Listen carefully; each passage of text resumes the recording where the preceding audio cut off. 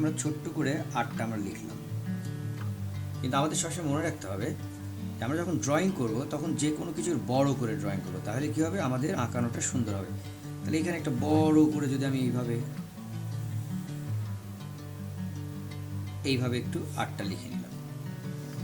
ওকে, দেন আমি এইটা আর একটু উপরে তুলে দিয়ে এখান থেকে এসে একটা বক্স করে দিলাম।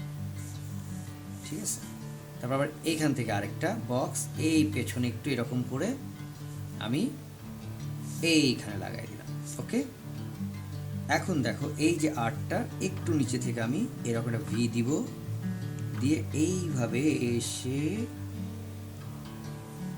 এখানে একটু আমরা চাইলে আর একটু ঠিক করে নিতে পারি।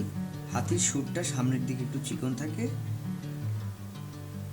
এই, তাই না? তারপর আমরা কি করব, এইখান থেকে এসে এই দেন এই হয়ে গেল আমাদের হাতির দাঁত এবং হয়ে গেল হাতির সুর। এখন আমরা এখানে এরকম করে আমরা চোখ দিব।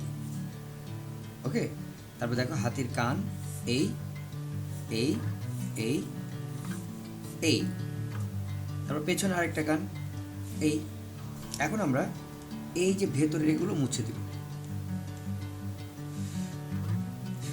আচ্ছা, এখন আমরা কি করব, এখান থেকে এইভাবে সরাসরি নেমে যাবে একটা পা, তারপরে যে এই পাটা এরকম উঠে যাবে, তারপরে এই যে একটু এই পা থেকে ছোট হবে, তারপরে যে হাতির নখ, তারপরে এই যে এখান থেকে এইভাবে আসবে